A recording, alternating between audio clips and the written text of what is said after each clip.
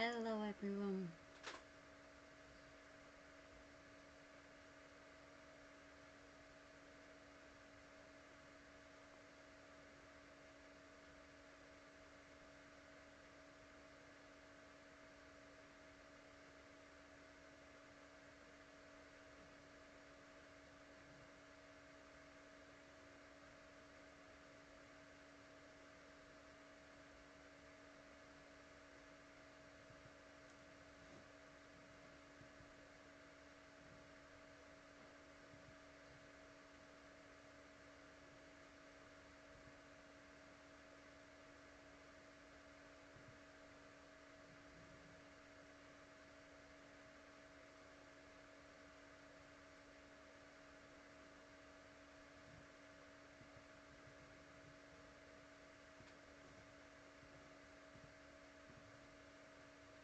Either Lindsay's going to walk into a police station or someone's going to see Lindsay.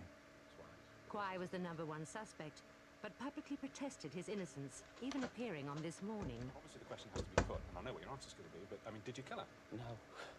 No, I just wish someone had listened to me. No one has listened to me since this has begun. After 15 months, he took his publicity campaign one stage further. I will not stop until they either apologise to me or I get compensated because I think I deserved it. I've been branded a murderer in this town by them. But in the end, Quai couldn't keep up the charade. After 36 hours of police questioning, he finally cracked and confessed to Lindsay's murder. He led police to where he'd dumped her dismembered body. He was jailed for life. Many killers think their lies will somehow hoodwink the police and watching public alike. They may believe their tears will save them. They may believe they can ride out the storm. They may even court the limelight, hoping to deflect suspicion from themselves. But in some cases, it's the very appeal they make that leads directly to their downfall. The children of Robert Wignall, grief-stricken and baffled by the brutal murder of the father they loved. I can't find any motive whatsoever why anyone would have done this. I've never known my father to raise his hand or even argue with anyone. Addlestone, Surrey, and a romantic walk in the woods ended in murder for 55-year-old Bob Wignall. Bob had gone with his wife Sandra to feed some fox cubs when he was attacked and stabbed several times in the chest. Sandra managed to escape. They'd been married for less than a year. It's one of those things where everybody says that he's a nice guy, and he genuinely was. He never got upset with the children or his grandchildren. Absolutely idolised his grandchildren. Bob had been distraught when Rose, his wife of 30 years, had died of cancer. But then he met Sandra, and on Christmas Eve in 1991, they married. I think everybody was genuinely happy for Bob. That we really thought that he'd found a little bit of happiness again. Sandra gave police a description of 3 men she said attacked her husband. Senior Investigating Officer Pat Crossan was called to the scene. So you look for a motive. Was it robbery? Was it revenge? Was it an argument that had got out of hand? But there was no information leading to any of those. So it just appeared to be a motiveless crime. It's beyond belief. You can't take it in at all. I've never known my father to raise his hand or even argue with anyone. You seem to be on automatic pilot through the whole thing. It's as if you're living somebody else's life. It's not your life anymore. I would urge anybody that even thinks they might know something to come forward. Bob's 3 children, Debbie, Denise and Dean, took part in the appeal, but Sandra was too distraught. Now, you've got to understand that it's a very daunting thing for people to go before the media. They're not trained for it, they're not accustomed to it. And so you cannot make a judgment about why people do or they don't participate. She was now part of our family, and she'd been through this terrible thing. And we tried to help her deal with her grief as well. A month into the investigation and with police looking for new leads, a crime appeals program staged a reconstruction of the murder using actors. Sandra agreed for her voice to be used in the appeal. We were standing talking, and from behind Bob's back, I saw these three boys. You seen a puppy boxer, mate? No dog round here, I'm afraid. They just seemed to appear from nowhere. I thought one of them was coming after me, but I actually ran to the bottom of the motorway. I didn't know what to do. I was absolutely terrified. As a result of the appeal, police received dozens of calls, but one in particular stood out. An anonymous caller told detectives they should be looking not for 3 men, but 2. He made another startling claim. He was very, very persistent in saying that it was Sandra Wignall was the key to solving this crime. He made a significant comment to me that she was an evil woman, and that if I had her followed, she would take me to the address where these men could be found.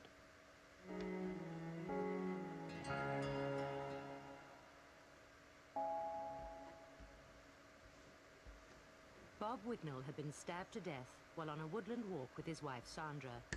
The man investigating the murder, then Detective Superintendent Pat Crossan, had been suspicious of Bob's wife Sandra from day one. Robert Wignall was murdered near the spot where I'm now standing, and his body was dumped about 10 feet behind me. There were certain inconsistencies coming through. First of all, how did she find the body 10 or 15 minutes later in a dark wood, some distance away from where the attack had taken place? Why, for example, did she not run off in the opposite direction, where there were lights from houses, to seek help?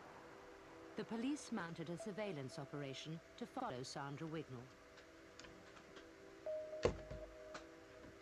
Sandra's secret world was about to unravel. Police discovered that just 9 days after marrying Bob, she was back with a former lover, Terry Bewley. The relationship with that man was such that she would do anything that man had asked her to do. If he said to drive naked to a given spot, she would do it. He invited other men to have sexual relationships with her in his presence, and she agreed to that. She obtained money, legitimately I might add, and gave it to him. She was totally besotted by him. The police investigated Bewley's background and uncovered some alarming details. Terry Bewley was a cold, cunning and calculated individual who had a previous conviction for murder. Police were convinced that Bewley was involved in the murder. They also discovered that 3 months after marrying Bob, Sandra Wignall had persuaded him to take out a life insurance policy for £21,000. But Bob had begun to suspect his wife was having an affair. He confronted her about it just a week before he was murdered. Police followed Sandra Wignall to Bewley's house 50 miles away, where they arrested the pair and another man, Bewley's lodger, Martin Hughes. When questioned, Hughes admitted being the anonymous caller. He had recognized Sandra Wignall's voice on the appeals program. She was a regular visitor at Bewley's house. When Bob and I actually got together, he was such a different person. He, reverted back to his old self, and everybody was thrilled to bits. Hughes was also able to give police the identity of a second man who he said attacked Bob. Harold Moult. Police arrested Moult, who made a full confession. He told us about how he and Bewley had disposed of clothing, and in fact where he, Moult, had disposed of a knife in a canal in Birmingham. Bewley and Wignall continued to deny any involvement in the murder, but Moult's confession had given police the proof they needed. The pair were charged. Bob's family was shocked, but had begun to have their doubts about Sandra's story. There were times when you thought, she must know more than she's letting on. You feel quite bad upon yourself for thinking them. Sanity, what you think is sanity, kicks in, and you think, well, that's just ridiculous to believe that she would have done this. Why would she have done such a terrible thing? She actually sat in my kitchen discussing how she was going to spend the money. How she promised her daughter a horse. I suppose you're in shock yourself, and you don't want to believe, you desperately don't want to believe that she could possibly be involved. Sandra Wignall had not wanted to take part in the police press appeals. She feared showing her face would help people link her to Bewley. She only reluctantly agreed to use her voice, but even that was enough to trap her. The motives for this murder, said the prosecution, were lust and greed. Sandra Wignall claimed her husband had been attacked by 3 youths for no apparent reason. The story was, said the prosecution, complete fiction. This woman was portrayed in the press after she was tried as almost virtually a prostitute. And we had absolutely no knowledge. Sandra lived a totally double life. Just weren't describing the person we know. It still seems unbelievable. In November 1993, Terry Bewley, Harold Malt, and Sandra Wignall were jailed for life. In a dramatic sense, he had signed his own death warrant when he married Sandra Wignall. She lured him into that wood with the sole purpose of somebody killing her husband. When Bob and I actually got together, he was such a different person. He, reverted back to his old self, and everybody was thrilled to bits that he'd met me, and everybody was very thrilled when we got married. It's incredibly difficult to understand how you could possibly move about all day long knowing that evening you've planned to murder someone.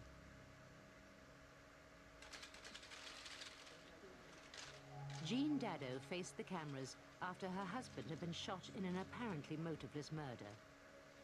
I would just like to say, anybody out there knows anything or has seen anything that could help find whoever shot my husband, please come forward. 52-year-old financial advisor Terry Dado was shot at point-blank range as he opened the front door of their home. And I deserve the pain. Dado's apparently heartfelt appeal was a sham. With the help of Roger, her son from the previous marriage, she had made an incredible 11 attempts on her husband's life before finally succeeding with a hitman. With her marriage in trouble, she had not wanted to share the nest egg she and her husband had built up. Dado and her son were sentenced to 18 years for conspiracy to murder. The hitman was jailed for life. 10 years on, Dado still maintains her innocence.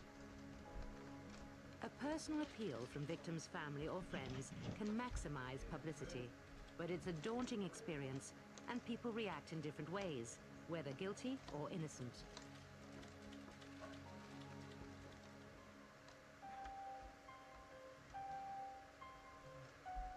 West Yorkshire, and a quiet rural town was rocked by the sudden disappearance of 23-year-old Linda Fleming, a trainee pharmacist. Linda, who lived with her parents, had failed to turn up for work. After 24 hours and with no news of her whereabouts, her father reported her missing. She loved her family. She was devoted to her family and seemed to be much closer to Dad than to Mum. She was Daddy's girl. She loved her boyfriend Stuart. They were going to get engaged. 6 days later, and with still no clues to go on, Linda's boyfriend Stuart, Father Derek, and brother Stuart appealed for information. No. Linda was not depressed. And I do not want anybody to even think that Linda was depressed. For the gathered journalists, it seemed an all-too-familiar routine. Many were fearing the worst. The press conference took place at a time when there'd been quite a few briefings where members of murder victims' families had given conferences and had turned out to be the killers.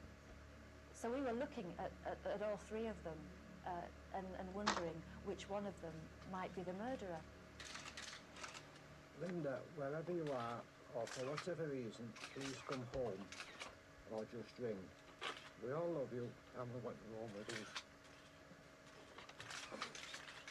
None of us suspected Derek for 1 second, and we certainly didn't suspect his son Stuart.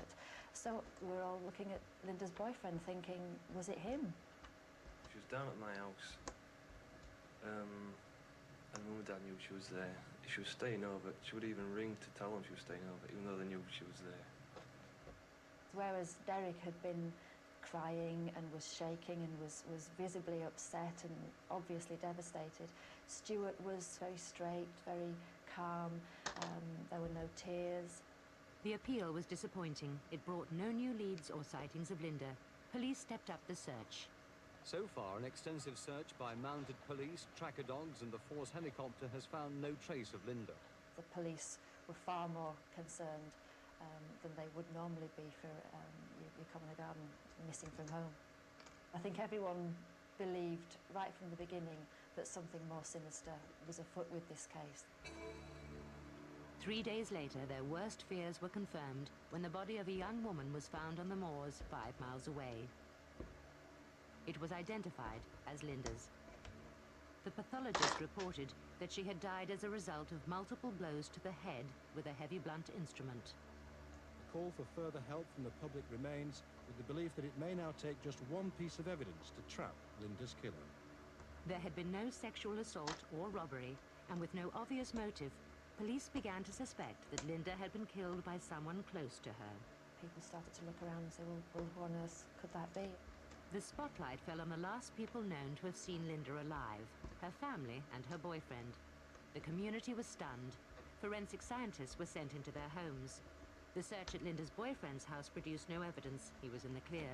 But during the search of the Fleming family home, there was a shocking discovery: microscopic specks of blood. There was, I recall, blood staining between the tiles on some of the grouting. There was a small amount of staining within a cupboard in the utility room, and there was a stain on a peg bag which was subjected to DNA analysis. At lunchtime today, detectives announced that a 51-year-old local man had been arrested in connection with Linda Fleming's murder. Linda's brother was in the clear because of an alibi. Police arrested her father, Derek. I confess, we were all pretty staggered by that, because you just don't hear about fathers murdering their grown-up daughters. Then came a second breakthrough. A search of Fleming's car produced more traces of blood. There was also blood under the laces of his shoes. He was now the prime suspect in his daughter's murder. The net was closing in. Fleming's account of his whereabouts on the day Linda disappeared didn't add up. He said that he'd returned home at around about 8:15. They confronted him with the fact that his wife and their neighbour had said that he'd returned at about 10 and that they were there. And so it was that Fleming then changed his account and said, oh, well, I must have returned home twice. Police questioned Fleming for nearly 3 days. He continued to deny any involvement in the murder. Without more evidence, they would have to release him in less than 3 hours. Then came the results. The blood was Linda's. Police presented Fleming with the damning evidence. And then and only then did Fleming ever admit that Linda had been there and that she had died there. Fleming claimed that Linda had died when he pushed her during a violent argument. He said he'd hit her with a hammer and disposed of her body to make it look like she'd been attacked by a stranger. This contradicted the pathologist's report, which stated that Linda had received at least 9 blows to the head while she was alive. Fleming would change his story several times. Suddenly the picture that we had of Derek Fleming being this pillar of respectability, being this family man, was shattered.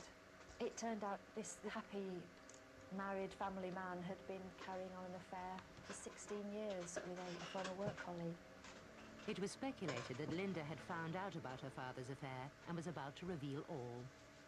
Derek Fleming turned out to be a control freak who ruled his family with an iron fist, if you like. It's a cliche, but it's true. He was an absolute tyrant in the home. Derek Fleming was convicted of murder and sentenced to life imprisonment. Linda, wherever you are, or for whatever reason, please come home or just ring. We all love you. It emerged that Fleming had been reluctant to take part in the police press appeal, an appeal that was later to be dramatically turned against him. In an unusual step, his apparently grief-stricken plea was played to the judge and jury during his trial. He practiced a cruel and arrogant deception on his family at a time when they must have been aging with anxiety over Linda's fate. But this was, first and foremost, a lie. This press conference showed, we suggested, just how controlled he could be, because that quivering of the lip that crocodile tear was wholly bogus. It was the act of a man who was trying to save his own skin. Linda, wherever you are, or for whatever reason, please come home or just ring. We all love you and we want you home with us. Not everyone breaks down in front of the cameras. Sean Jenkins, flanked by his wife, was the model of calm control as he appealed for help after his foster daughter, Billie Jo, was found murdered. As a family, we are totally devastated. We do not understand why our daughter has been murdered or what the motive could possibly be. 13-year-old Billie Jo had been bludgeoned to death as she painted the patio doors of the family home in East Sussex. We appeal to anyone who thinks they have any information about this crime to contact the police urgently. Now that we have attended this press conference today, I would ask the media to respect my family's privacy. Jenkins claimed there had been a prowler, but he was convicted on forensic evidence and sentenced to life. Like many killers, he thought he could escape justice by manipulating the media and police. It was Manchester's biggest police investigation since the Moors murders. It's a very, very sensitive thing to a lot of people in the Northwest, you know, children going missing. May Bank Holiday weekend. Schoolboy Jamie Lavis goes missing. How can an 8-year-old child, and bear in mind he was only just 8 years of age, how long can he survive out on his own, unsupported? Openshaw, a run-down suburb of Manchester. This was Jamie's home and playground. On Monday the 5th of May, he went out to play, but didn't come back. We was looking for him. Up until tea time, we thought he was just messing about, playing hide and seek or whatever. And then when it got late, about 8 o'clock, it was really starting to worry people. My mum, she was shaking. When my dad came home, she just broke down. She says, we need to find him. It's getting late, it's getting dark. And then it got to 10 o'clock, we had to phone the police. The police called a press conference and asked Jamie's mother, Karen, to help with the appeal. If anybody out there knows where Jamie is or giving him food, please just get in touch with the police. Everybody's waiting for him to come home. Now, Jamie's described as being small for his age. He's about 4 foot tall, and he wears clothes that are made to fit a 5 to 6-year-old. A crucial witness came forward, Darren Vickers. He approached Jamie's sister, Jane.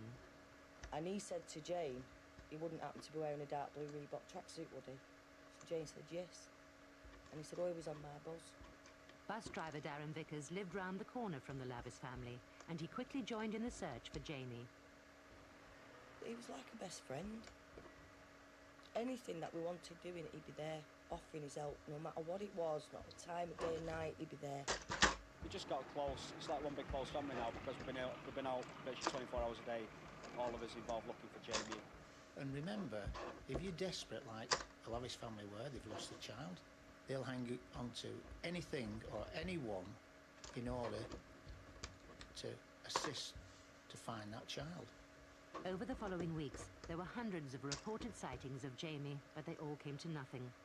The last known person to see him alive was still bus driver Darren Vickers. Terrible. Could never dream of it. A young child on the bus like that, you know, just going missing. It's just unbearable to think about. It's just a nightmare for everyone. According to Darren Vickers, Jamie had been just another passenger on the bus. But when police tracked down other witnesses who'd been on the 219 that day, they gave a very different story. He made that bus like a playground. To be allowed to change gear while the bus is moving, to give out tickets, to press the ticket machine, to sort the change out, to stand in the actual driver's cabin next to the driver.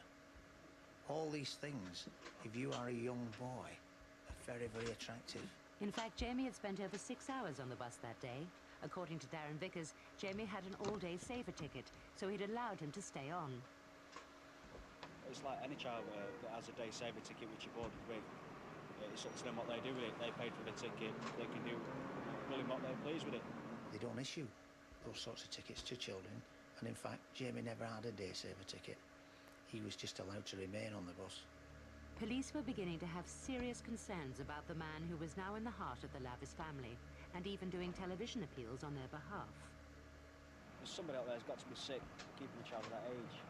You know, it shouldn't be done. If you had any respect, you just hand him over to the nearest police station, just let the child go in, just let him come home. He's not in trouble, he's not nothing, he's just wanted.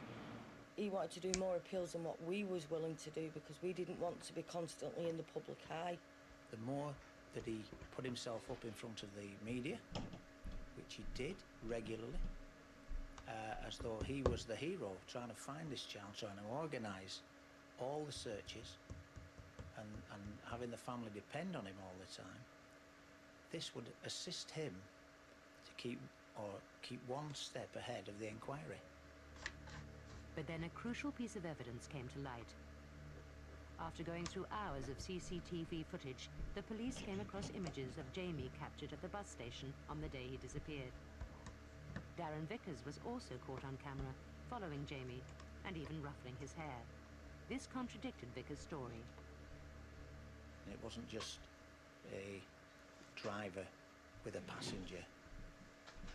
The driver had actually left the bus to speak to the child. So again, it's another little piece of information, a piece of intelligence to work on. The police became even more suspicious when they checked out Vickers' job references.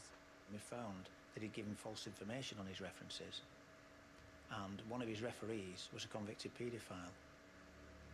The Lavis family were about to discover that their newfound friend had become the prime suspect in their son's murder.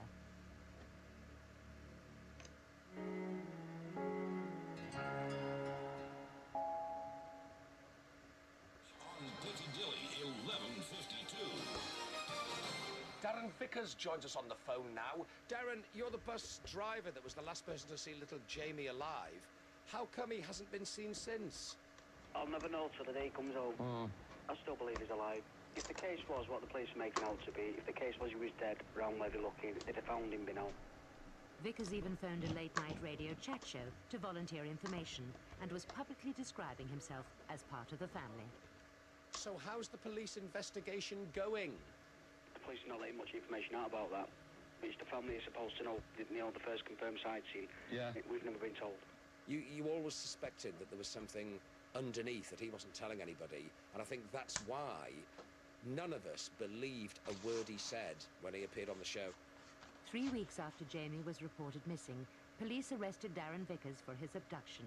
They then had to break the news to the Lavis family. We didn't take it seriously at all. We just thought they'd drawn a blank, so they was just aiming for the nearest person. In fact, they vilified the police and the action that we'd taken at that particular time. Understandably so, because we had taken away their pillar of strength. And we actually went down to the police station and sat there while he got out. It's my understanding when Vickers was released, they held a party. Police had to release Vickers because of a lack of evidence. He then turned to the media again to publicly proclaim his innocence. He even invited a film crew round to the Lavis' house. If I would never come forward in the first place, just let them know that I'd seen Jamie on that day. There'd never been nothing the wiser today. They'd have been ripping their pulling at straws, I thought I did the right decent thing, and letting them know that I'd seen him on the day. But I'd never thought I'd have been arrested on suspicion of his abduction. I think it's just a joke. Every time you turned on the television, Vickers would be there. I feel he's still alive. I don't fear the same way the police fear that he's murdered. His family don't. Somebody somewhere knows where Jamie is. And he was doing this for no other reason than to throw suspicion away from him. I've got nothing to do with the abduction of James Lavis. And I've got the backing of the Lavis family, relations, everybody. By saying he got the backing of the Lavis family, by telling the members of the public via the media that why the police picking on me, because I am the man leading the searches, I am the pillar of strength behind this family. So how can it be me? Vickers even moved in with the family after police searched his own house 3 streets away. Vickers' presence amongst the family made our job very, very difficult. We have a duty to inform the family and keep them up to date with the results of our inquiries. When you've got an enemy within that family and you know about that, you can't be as open as you would like to be with that family. But Vickers' frequent media appeals were about to backfire. 2 teenagers who had seen him on television reported that he had tried to lead them into some woods late at night. The police then focused their search for Jamie in that area. This is the area where we found the tarpaulin, which covered clothing similar to the one that had been described by Jamie's mother. And it consisted of a pair of jogging trousers, children's jogging trousers, and a wax jacket, child's wax jacket.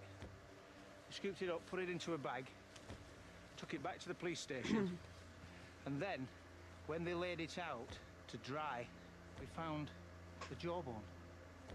Our Home Office pathologist examined it and told us that, number 1, yes, it was human.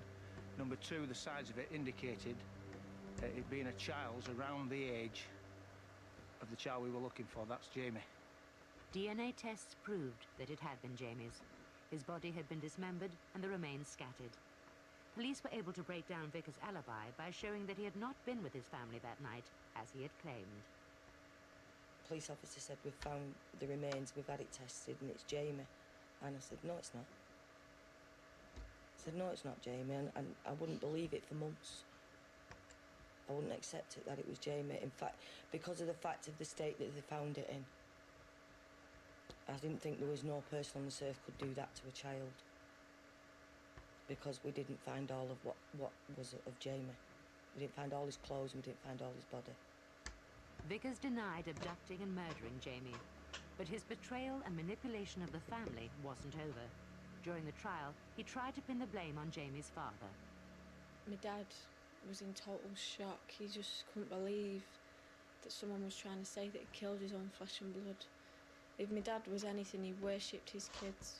But Vickers didn't stop there. He also claimed that he'd been having an affair with Karen and that she was carrying his child.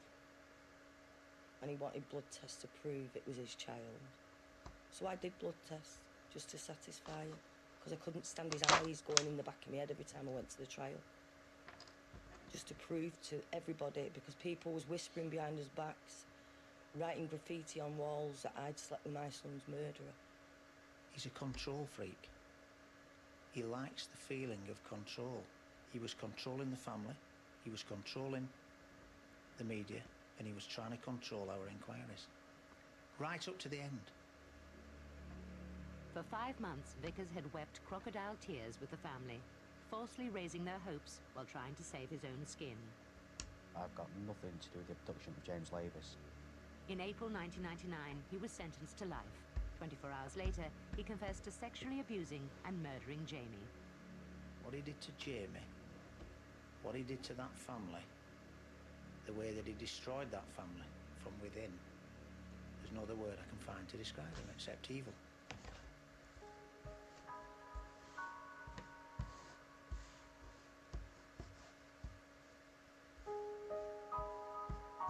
I go up to that cemetery and I think, I'm buying him flowers for Christmas when I should be buying him toys. And I'll never forgive Darren Vickers for what he's done. To kill a child, but to dismember him and bury him is the most sickening thing that anybody could ever do to somebody.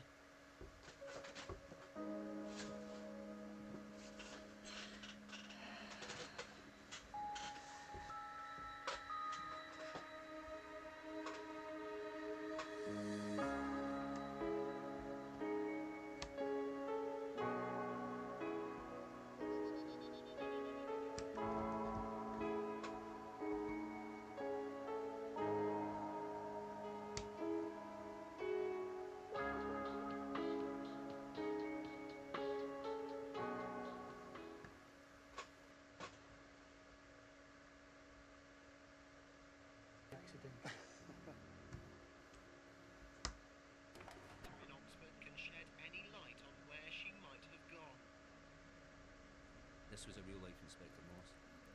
Unfortunately, the fabled detective wasn't in hand to solve it. For 3 weeks, everybody in the country wanted to know what had happened to this young woman.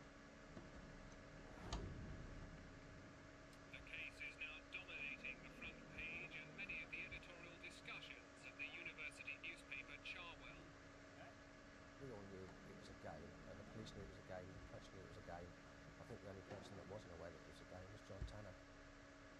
And when I came back on the Sunday, I received another saying I had to call Rachel's mother, saying she was missing. I love you, and I love the way you love me. Face it, it's a life sentence.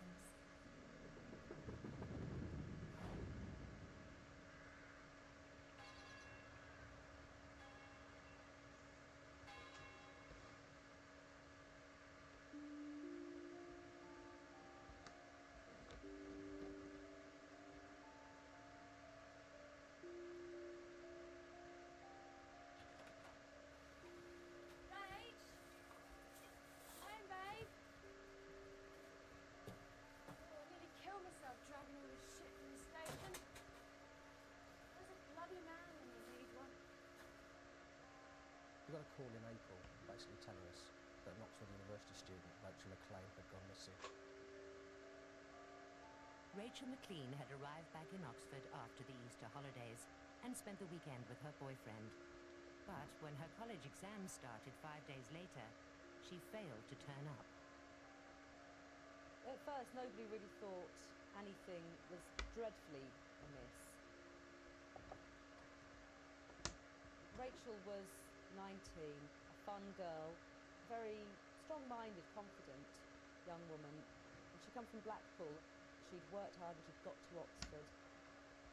She was very popular with her tutors, very popular with her fellow students. She was mad on heavy metal, and she had a boyfriend, John Tanner.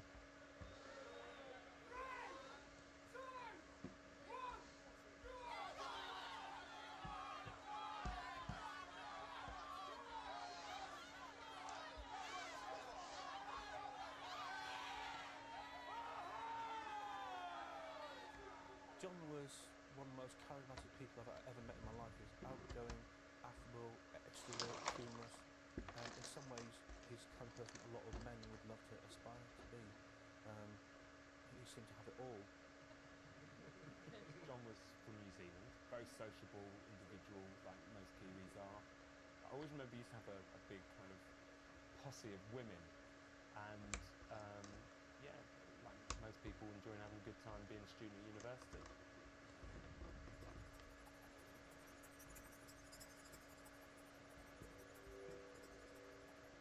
Hi, Helen. Is Rachel around?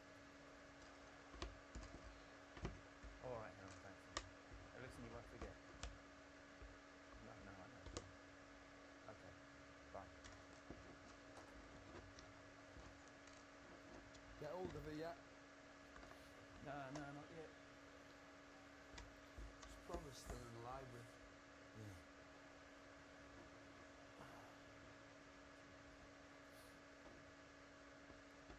Phone you tonight, I bet.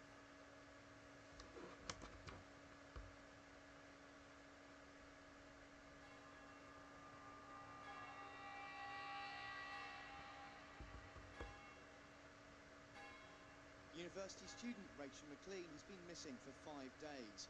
Her college principal, Elizabeth Llewellyn, raised the alarm when she failed to turn up to sit exams.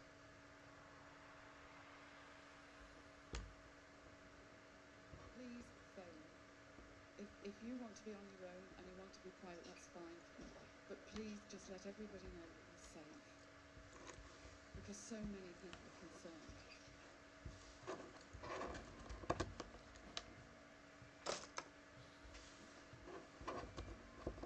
Dearest darling Rachel, I've tried calling you all week, but I guess you're working.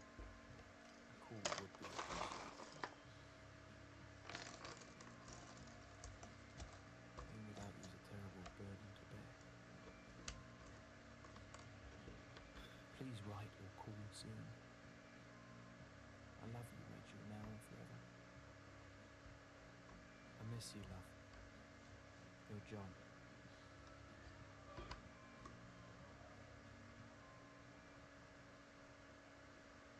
Rachel always had regular contact with her family, and for a week she hadn't shown up at university and she hadn't spoken to her parents. Those two things in themselves were very, very unusual for Rachel. The first indications were this was more than just a normal missing person inquiry.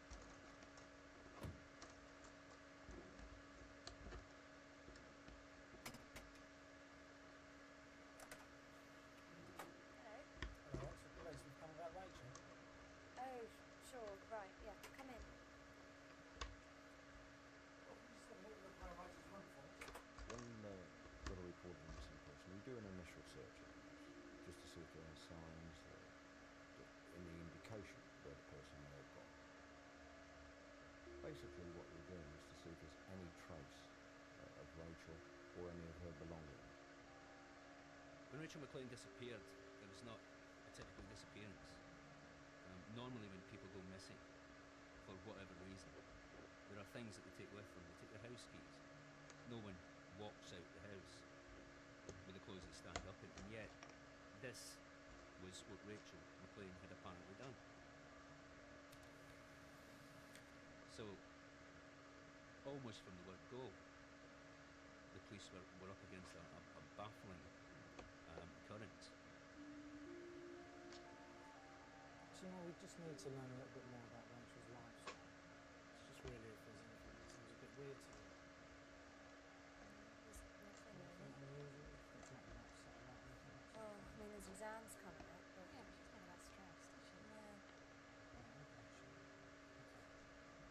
What about men then? Does she have a boyfriend? Oh, yeah, John. He's at Nottingham. Been together long? About 8 months now, I think it is. Yeah, last August it was. Rachel's birthday. Yeah, that's when I met him. It's quite serious, isn't it? Oh, totally. Every weekend, either Rachel's in Nottingham or John's down here, so... Not really seen much of him. No? Yeah, I mean, they're completely mad on each other. She hasn't holed up in her room all weekend, so... We always say it's like Rach keeps him locked up in there. Mm. And he come out and think he's starving.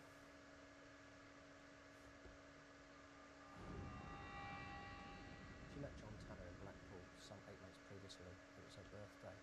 He was working casually locally as a barman. They bumped into each other. She invited him to her 19th Hi, birthday Nico, my sister. right away.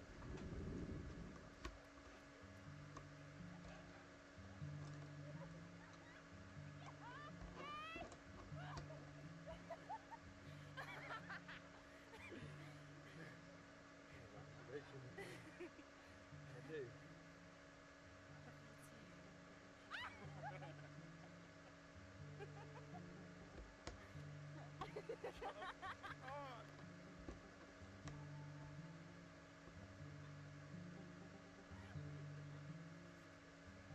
John and Rachel were a young couple very much in love. They were at different universities but used to phone each other, write letters, and saw each other on holidays. And it was a very passionate affair. I managed to do a few pieces on this puzzle. My head's not with it. They have this perfectly normal relationship, and Rachel's got everything in front of her. John Tanner himself has a Hi, Nicole. future to look forward to. And then the nature of these two people, star-crossed lovers if you like, put together, ensures that neither of them will have any future whatsoever within a very short time of meeting each other.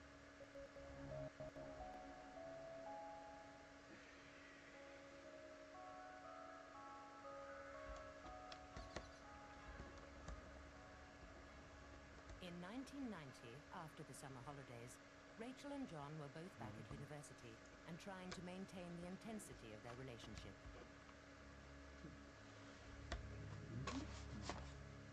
5th of October, 1990.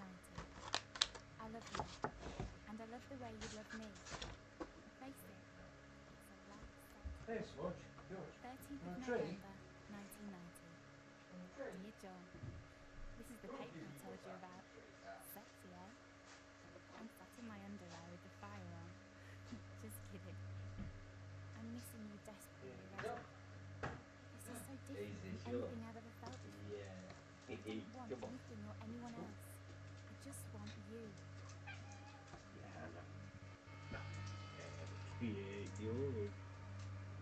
But living in Nottingham, John was becoming increasingly threatened by Rachel's separate life in Oxford.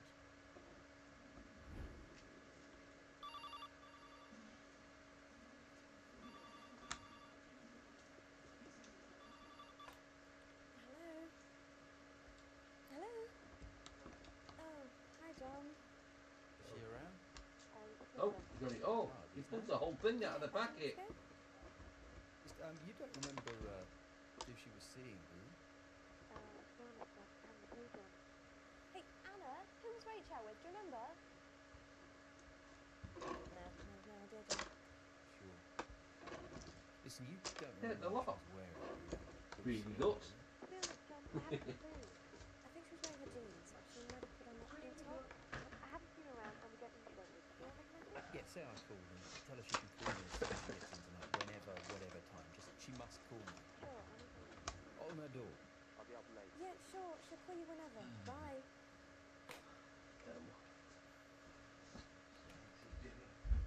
John Tanner was a good-looking guy. He was intelligent. He was bright. He was funny. He was witty. He was clever. He was the perfect boyfriend, really, apart from his one glaring fault. His Oh dear. Oh dear. Oh dear.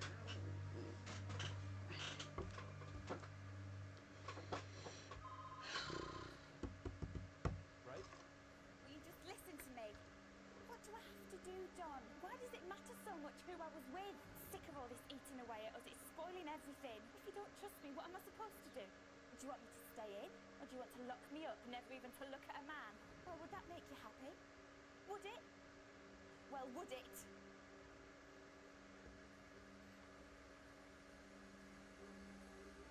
Right, well, I guess that's it then. There's just no point, is there?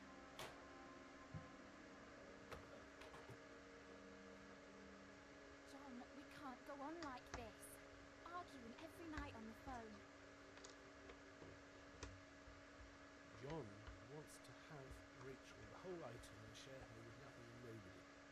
And quite understandably, Rachel finds claustrophobic and increasingly sees him less of a five-strong boy to have as a lover, but more of somebody who's becoming annoying, intrusive, overly dependent, and then quickly getting into a vicious spiral downwards.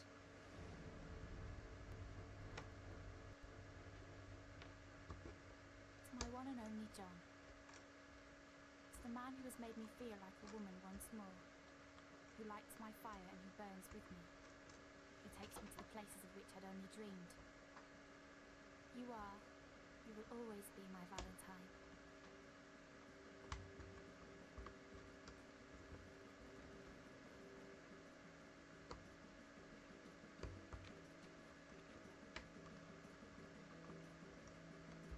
Just finished writing John's Valentine's card. Shoveling out rubbish from a fire which has dried and cracked within me. Somehow I don't think he would have appreciated sweet nothings along the lines of, "You sick, childish bastard." Hope your romance, with yourself, lasts forever and ever.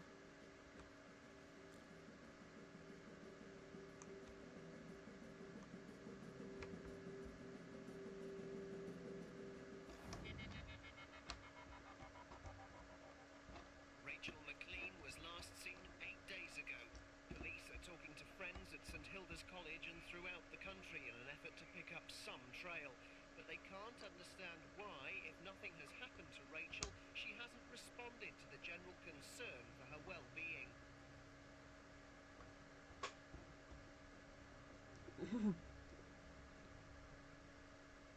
This came through Rachel my Wednesday. My mum asked me to open it. It's from John. My dearest, lovely Rachel, thank you for such a wonderful weekend. Please excuse the handwriting as I'm now sadly wending my way away from your smiling face. I love you, Rachel, can you believe that? Still, at least you won't be lonely once you've seen that friend of yours at the station. It's nice of him to give you a lift. The moment the police saw that, the alarm bell started ringing. The story about her going off with a stranger just didn't add up. It didn't go with the impression that we got that he was a very jealous person. This jealous, obsessive man writes a letter in which he clearly says that a man that he's never met before, a man that he doesn't know, he's quite happy for Rachel to have as a friend to go off with. That's fine by him. Well, it's a little surprise that to the police this didn't add up.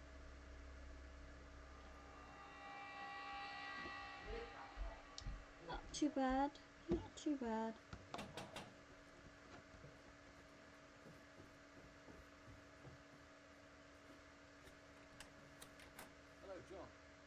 CID. We need to get that witness statement from you, if now's a good time. Yeah, sure. Sure, come in. Yeah. On Monday the 15th, I woke up at about midday. Rachel had got up without waking me and I found her studying. During the afternoon, we made love. After this, I had a shower and got packed ready to go back to Northern. We left the house at about 4:15.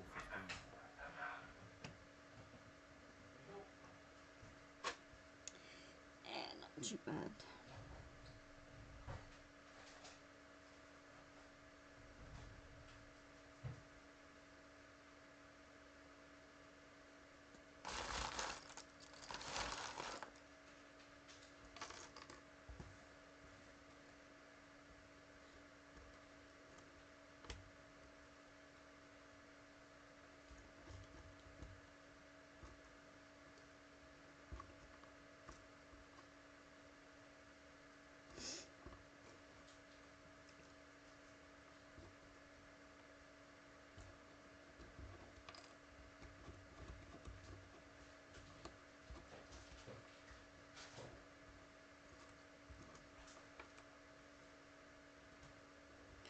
How are you doing, Nicole?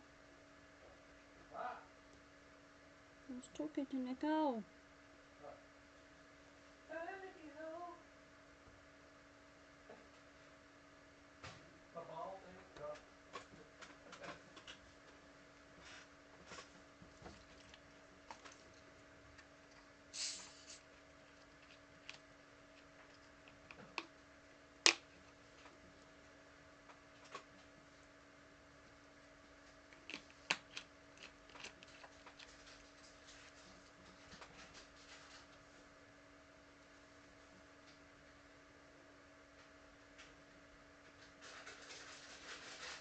Oh, yeah, I would have been too.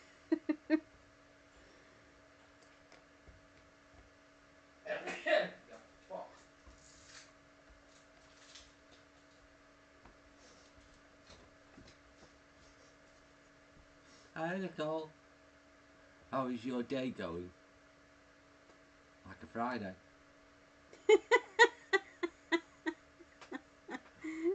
He's having bloody hysterics he has again.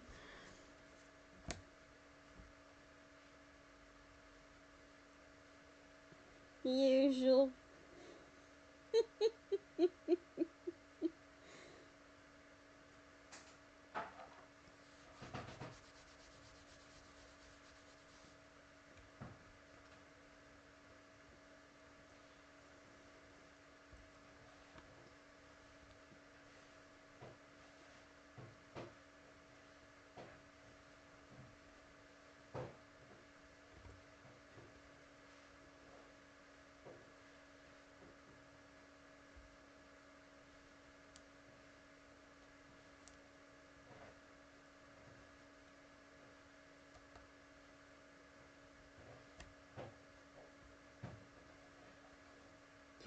Oh, I know what's making burgers.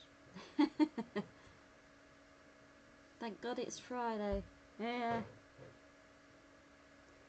And we got a bank holiday, so it's gonna bugger our days up.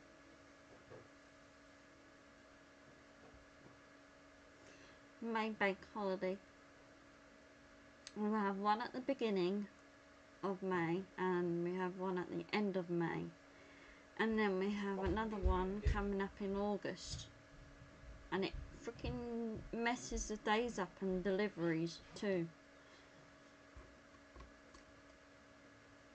So it's going to be a long-winded weekend.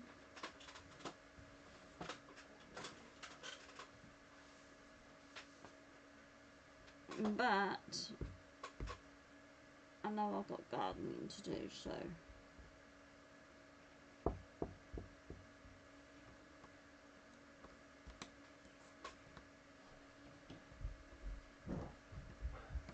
I think that's probably why I've been,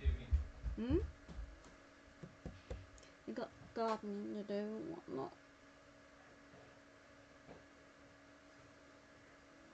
and get rid of some more stuff, etc. as well, so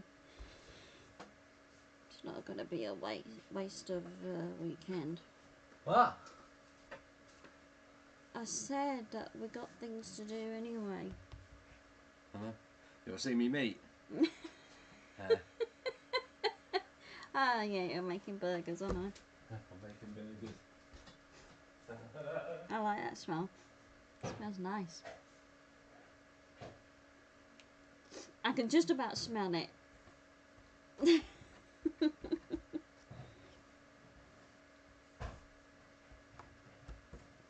Sneezing like a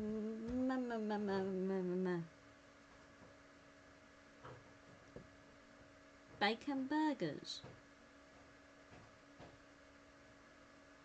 Beef burgers.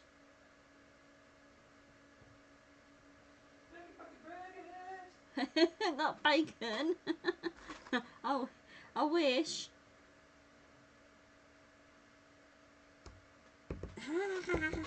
There's that son of a...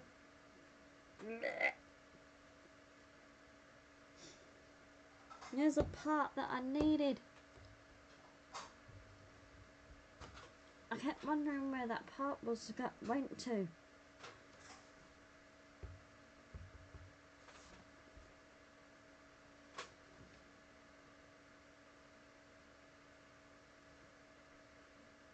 Do you want to borrow mine? Mine are free if you want. What? Hearing aids. Say what? Say what? At least we laugh about it, don't we, Nicole, huh? We're definitely sisters, yeah. There you go. Yeah, they have been fixed, by the way. They're the right sizes. See this bit?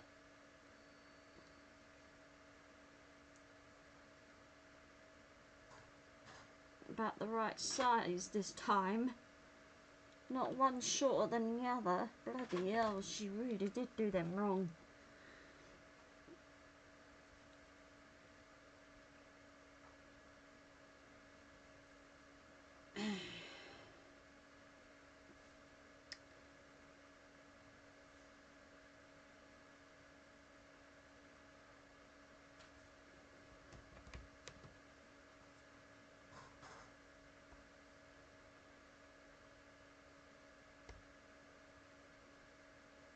No, I've got to have my ears done again.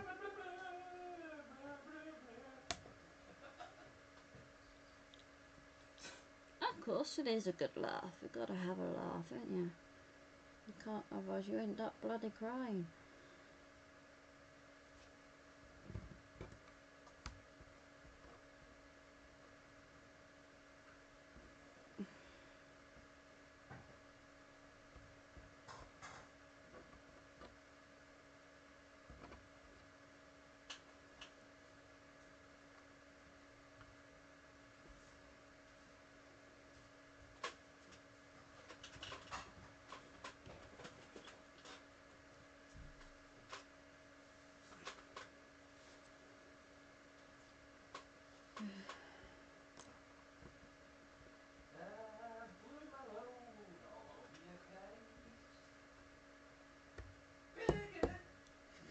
Finally.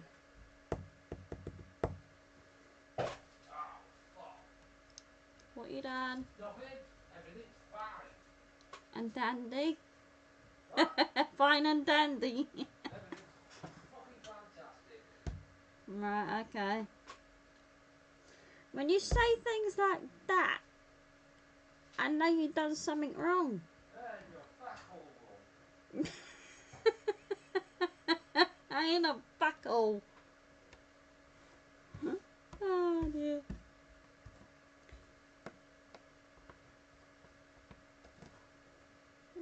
accent came out then.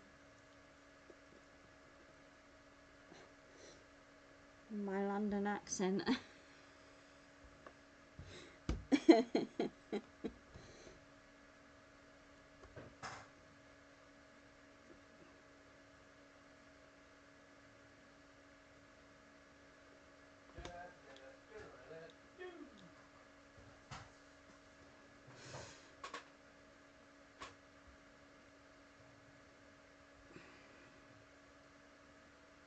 Sorry, Southern.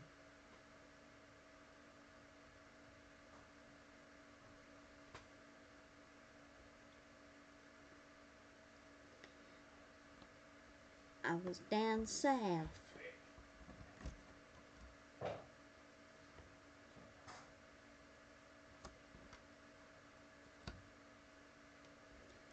Close your eyes, just dream. Living in the sunshine.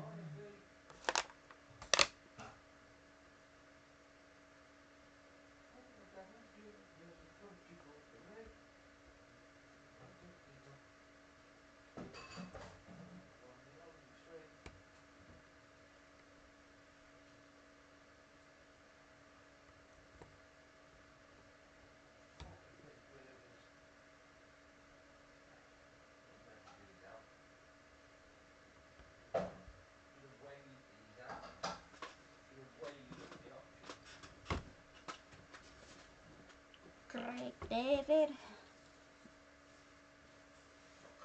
Big burgers. Big old burger. Where was that come from? Hungry kid. Oh yeah, With him. dress. Yeah, big Big old old burger. Oh God, love that angry kid. He's funny.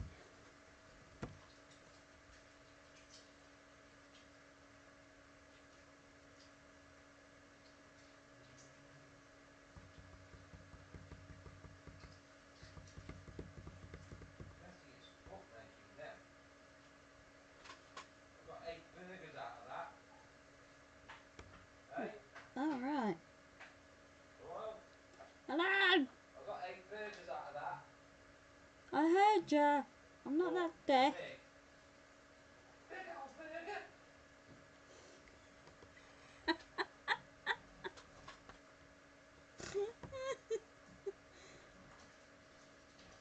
Scrubbing away like a scrubber. Scrubber.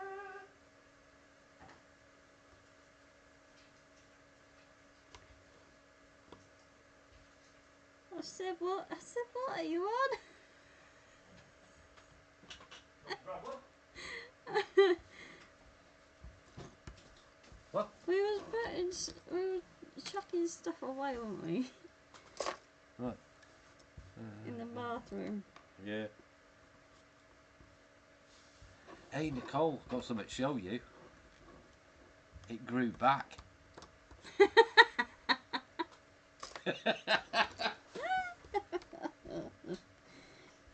It grew back. He's got his finger back.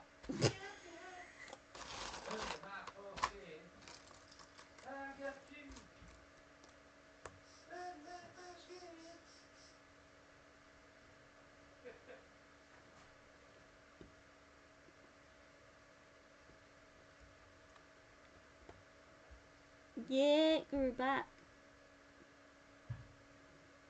What? Who's slack? I did not say that. Yeah, it's grown back. Yeah. You're a good girl. Proper bastard. Proper bastard.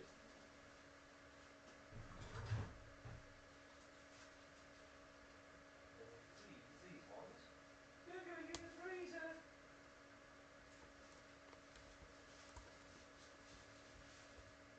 Big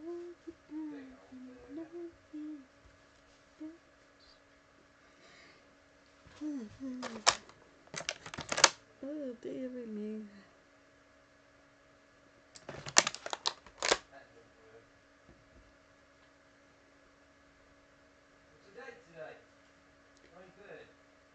23rd. 23rd.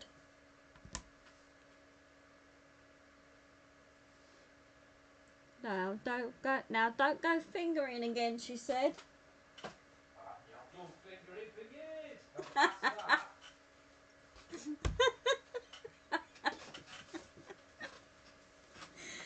Oh, you see what I mean? Oh, if you're offering lessons, I'll take some.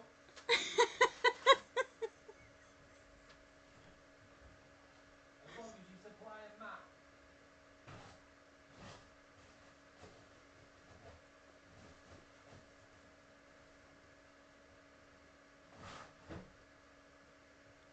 I don't know what these burgers are going to taste like. Why? What have you done to him? But I put enchilada seasoning in the burger mix and them dried onion things and salt and pepper. No, what? No, no. Doesn't matter. It's on my left hand and I'm right-handed. Yay! I've got one. So Yeah. cutting your flaps.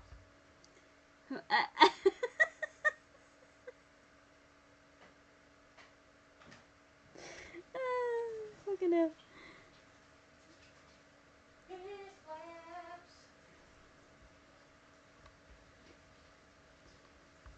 So he's put enchilada mix into the burgers. I've got that computer thing doing things that make a whole blush.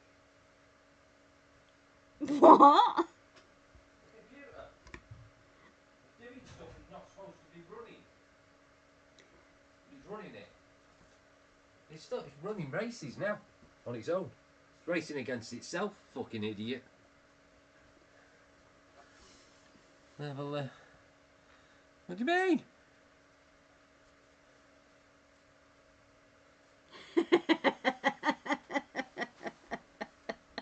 I just got a fucking right bargain. Yes, he did. When you saw the price of it, I bought a new motherboard for £19 and then googled how much it was worth. I went, fucking hell. Hey? No, I went, fucking hell. I know. I did. 441 quid new. Or second hand 152. And I paid £19 for it. Yeah, it's a good girl! You've already got a dinner. What do you want? Well, you want a belly rub. Oi, don't kick me.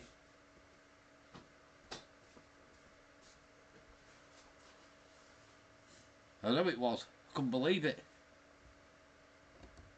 I didn't know how much it was. Very cheap. The other one, I missed out on one the other day, but went for £26 and I knew I should have bought it and I was like, shit. And then I looked at the price of that one and that was like 100 and I think it's about £105 second hand. So I thought, so luckily I found another one up for auction. It ended this afternoon. And I paid £19 for it. Fucking idiots. Half these people don't know what they're selling.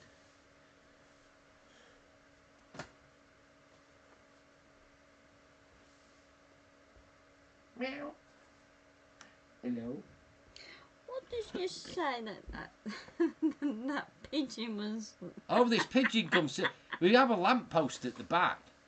You know, a street light. Mm. And this pigeon always lands on it and it always looks in. So I called it my girlfriend. He goes, are you sexy? I call it sexy. This fucking big fat pigeon. What? And then she was there today, wasn't she? Yeah. Sat there with a jaybird, wasn't it? Yeah. When she's fucking cheating on me with Jay. I went, what?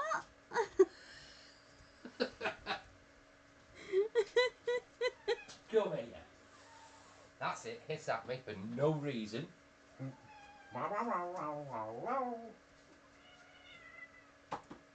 You angry? Smudgy. You got a dinner. Do you want your bag? Do you want your bag?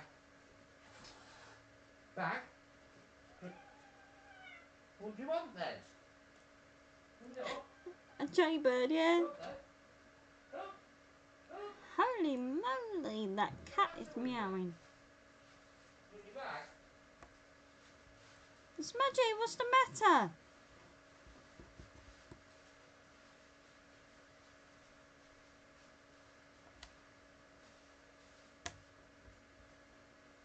She's very vocal today. Come on. There you go. Happy? Yep, happy? Yep. She wants a bird. Hell no. Oh, hell no. We never let her have a bird. Yeah, fucking jaybird. Cheating, jaybird. cheating bitch. Cheating on me. I was like, what the frig is he on? What did he have in my profile picture once? Oh, it was a seagull on top of the fucking heating tower, wasn't it? Yeah. A picture of a seagull. That was my avatar. Yeah, I remember that.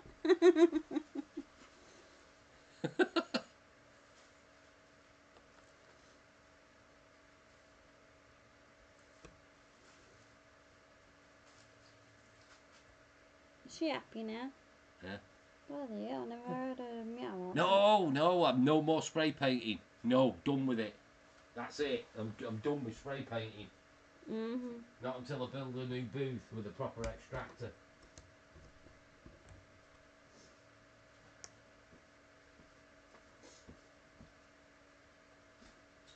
Hello. How are you doing? Do you come here often? I fucking live here.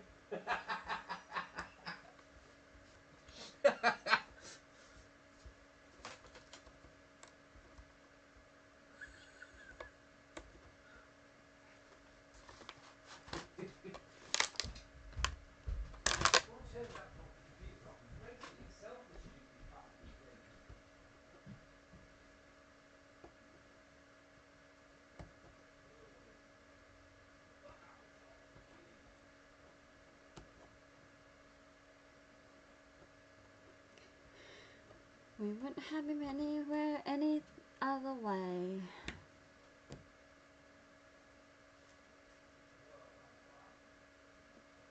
Gary's just being Gary today. Mm-hmm.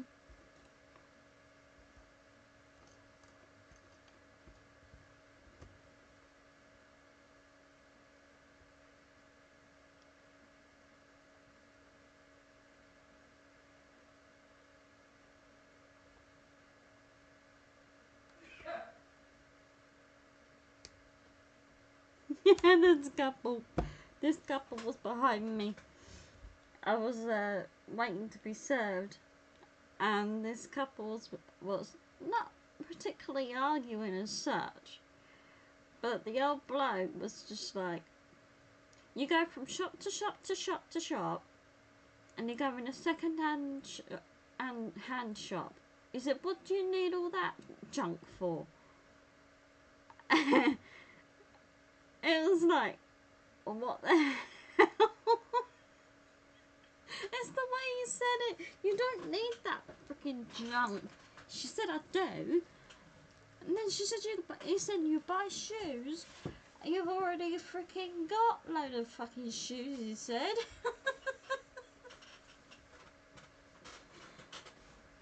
I could tell he hated, I could tell he hated going shopping. It was just so funny. It was the way he said it. And I was like, what the hell? I was trying not to laugh.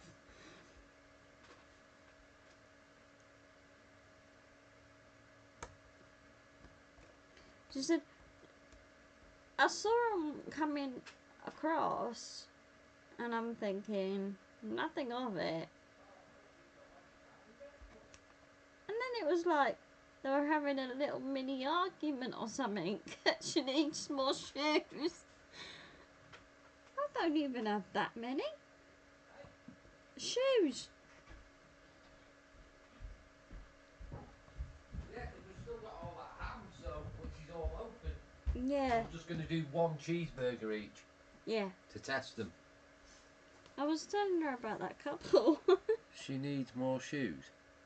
No, I was telling Nicole about that couple. Oh, right, yeah. It was just funny. I was trying so hard not to laugh. Hiya. Hiya. Hiya. Hiya. Boogie. Hey? Big burgers. It was just the way he said it, and I was like, uh-oh. I'll tell you, when they get out, I thought when they get Surprised you home. don't say that to me. What are you buying all this shit for? He said all this what you just bought is junk. It's all crap, he said. I'm like, uh-oh.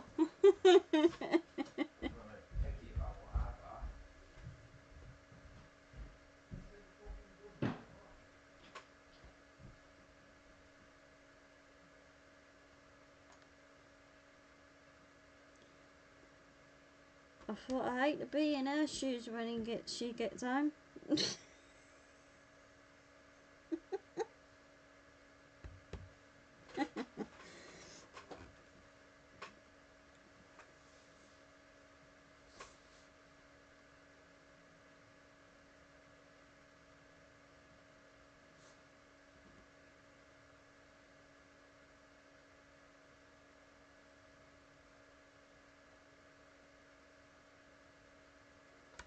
The thing is, with those hearing aids, you can hear everything now.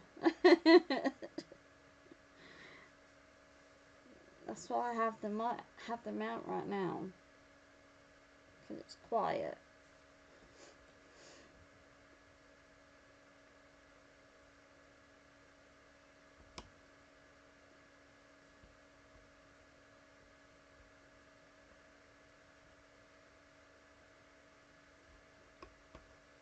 Because it was when I was waiting to be served.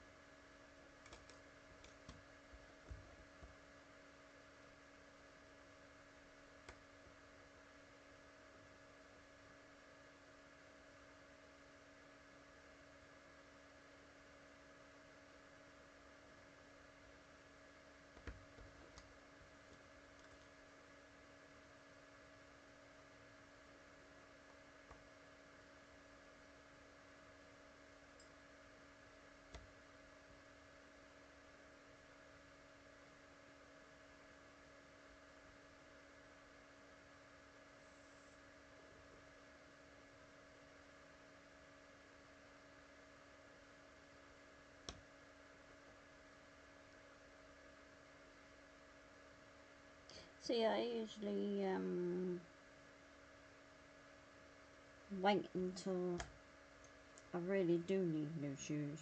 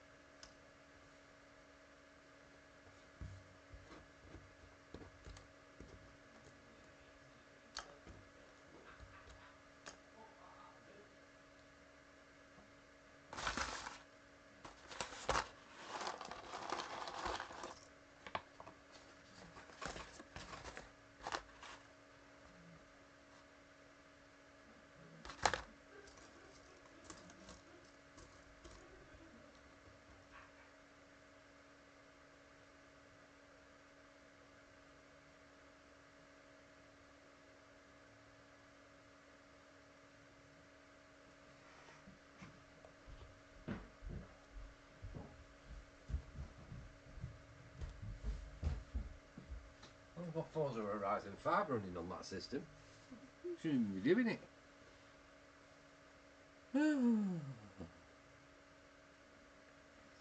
So, one cheeseburger with mushrooms and sandwiches. Yeah?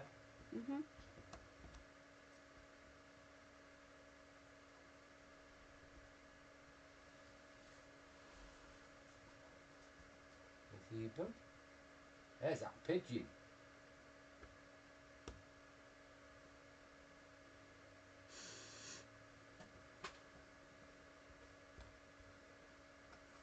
What is it, Smudge? See the birdie?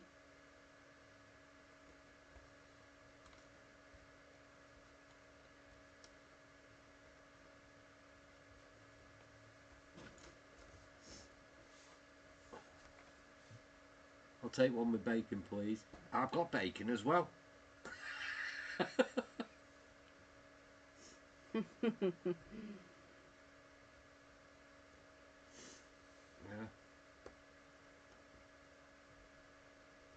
Seems that we didn't buy any sweets, or cakes, or biscuits, or anything. All we've got is a packet of ginger nuts, which are red hot. You can only eat one. It burns your mouth out. Yeah, and I got me fruit and yogurt. You got fruit and yogurt. Meanwhile, I got loads of bags of potato chips and Pringles and chocolates and chocolate bars and them are for my birthday. Be happy with them. Thank you, by the way. You're very welcome. That's all I ever want. As long as you get me reasons, I'm happy. Yes, princess. Did you see that pigeon? You could have got that pigeon. Bastards cheated on me.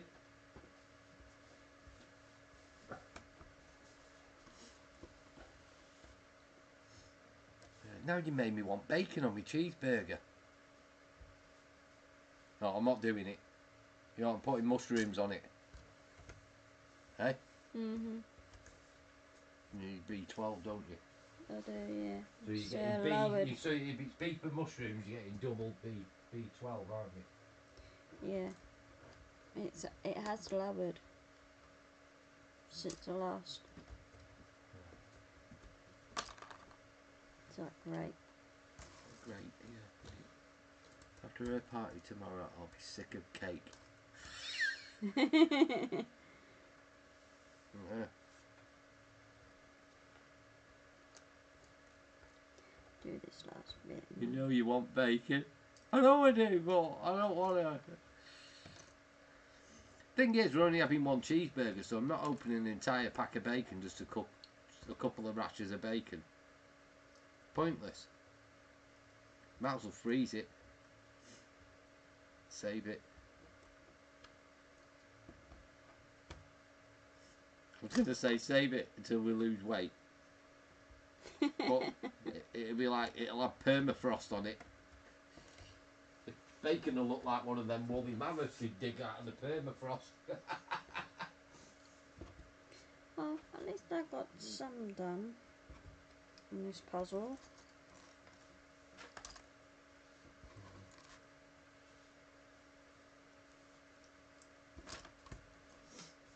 It's not like the others that I've there's one.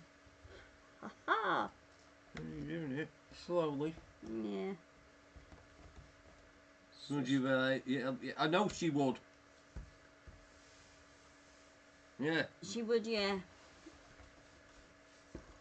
Most definitely. No, I'm doing 2 days a week. You can have something bad. Yeah? And 5 days no. Yeah? So you'll have like 5 green days and 2 where you can be a bit bad. Yeah? Don't forget I'm doing it with you, so you're alright, you're not on a diet. Look at what she was. Good fucking Nicole said bacon. Yeah. She wants bacon now. Thanks, Nicole. Yeah. Yeah, do you want some bacon? Yeah, look at her wagging her tail. You're not a dog. You know, I'm not cooking bacon, fuck off.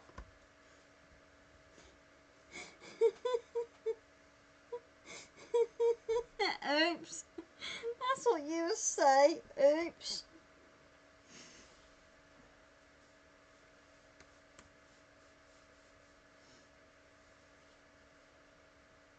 She agrees. Yeah, sure she would and all. Yeah, well, it's getting there slowly, this thing. Oh my god.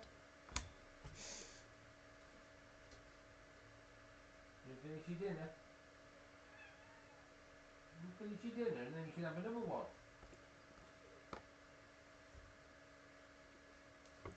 Right, I'm going to call it now, everyone. Thank you so much for joining us. I will be live.